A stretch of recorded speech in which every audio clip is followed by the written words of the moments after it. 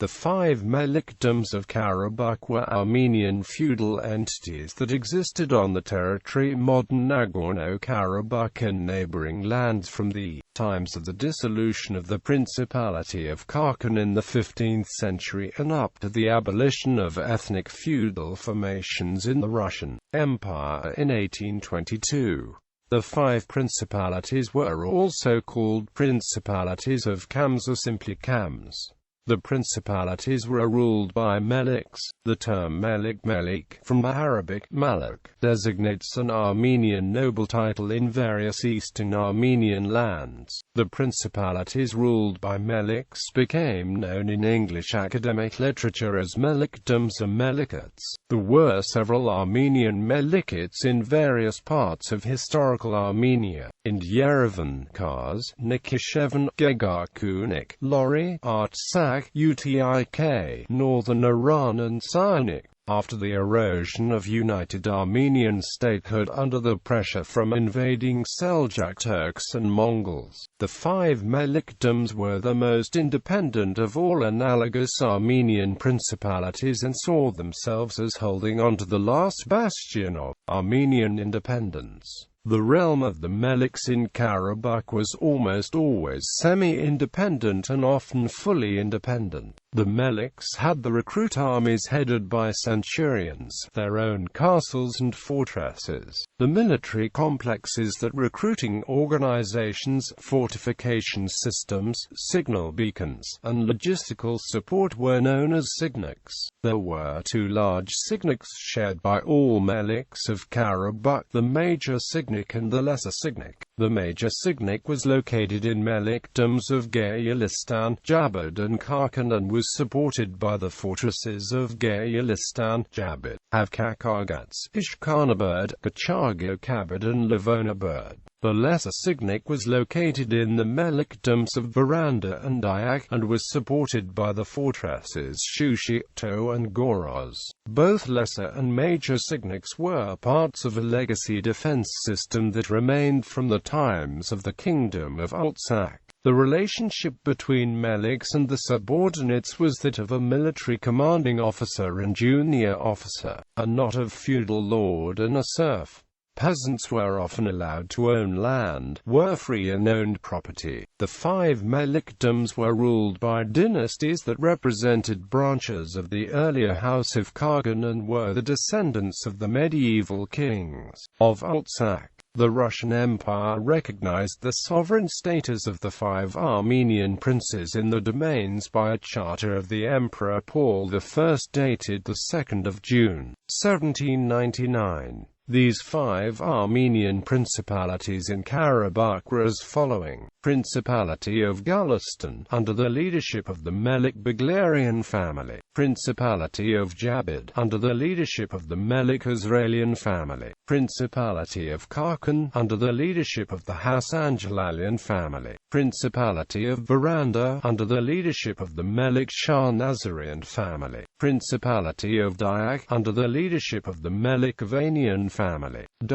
The Hasan-Jalalian family that ruled the Principality of Khachen was especially important, and was considered the most senior of the five melikdoms. They were direct descendants of kings of Igvank and symbolized the connection between Patriarch Haik, the eponymous progenitor of the Armenian people, considered as a great-grandson of Noah, and medical monarchs that ruled Armenia in the Middle Ages. Hasan-Jalal traced his descent to the Armenian Aran-Shahik dynasty, a family that predated the establishment of the Parthian Arsacids in the region. Hasan-Jalal's ancestry was almost exclusively, according to historian Robert H. Hewson, a professor at Rowan University and an expert on the history of the Caucasus. Much of Hasan-Jalal Dorla's family roots were entrenched in an intricate array of royal marriages with new and old Armenian Nakara families.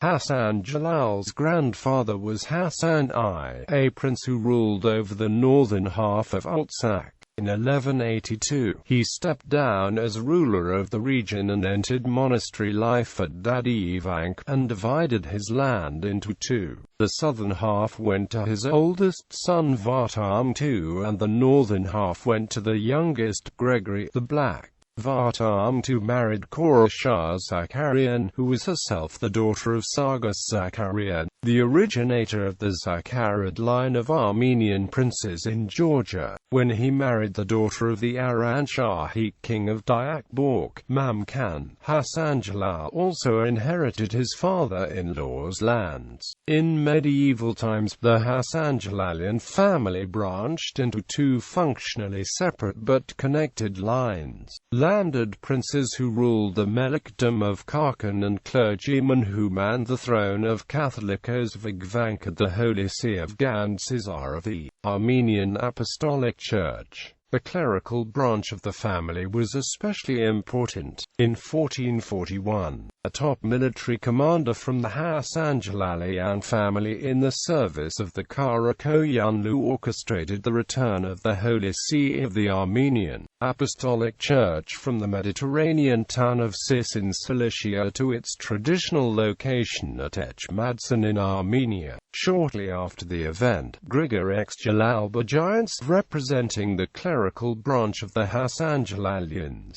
was enthroned as the Catholicos of all Armenians at Echmadson. The Principalities of Nagorno Karabakh considered themselves direct descendants of the Kingdom of Armenia, and were recognized as such by foreign powers. The autonomous status of Armenian meliks in Karabakh was confirmed and reconfirmed by successive rulers of Persia. In 1603, Shah Abbas I recognized the special semi-independent status by a special edict. Rivalries among the meliks prevented them from becoming a formidable and a unified power against the Muslims, but unstable conditions in Persia eventually forced them to forget the squabbles and seek support from Europe and Russia. In 1678, Catholicos Jakub Jugayetsi called for a secret meeting in Echmiadzin and invited several leading meliks and clergymen. He proposed to head a delegation to Europe. The Catholicos died shortly after and the plan was abandoned. One of the delegates, a young man named Israel Ori, the son of Melik Hikizyan of Zankezur, continued on and proceeded to Venice and from there to France. Israel Ori died in 1711 without seeing the liberation of the Armenian lands. In the second half of the 18th century, Melik Shah Nazar of Varanda allied himself with Pana Khan Javanshir, the chieftain of a Turkic tribe, against other Armenian meliks, which led to the downfall of the autonomous Armenian Melikdoms of Karabakh. The Armenian meliks maintained full control over the region until the mid-18th century. In the early 18th century, Persia's Nader Shah took Karabakh out of control of the Ganja Khans in punishment for the support of the Safavids, and placed it under his own control at the same time. The Armenian meliks were granted supreme command over neighboring Armenian principalities and Muslim Khans in the Caucasus,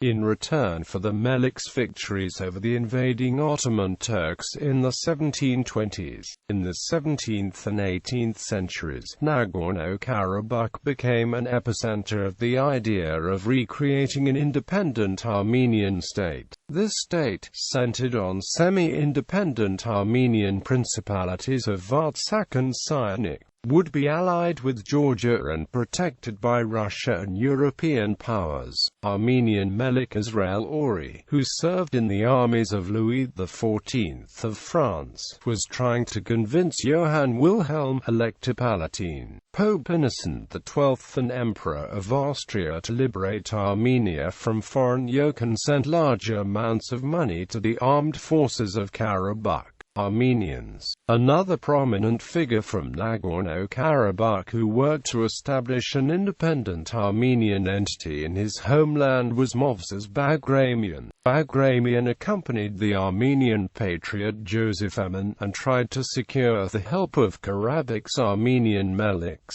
Meliks preserved the rights and privileges after Eastern Armenia became part of the Russian Empire. Many of them became high-ranking military officers in the Russian Imperial Army.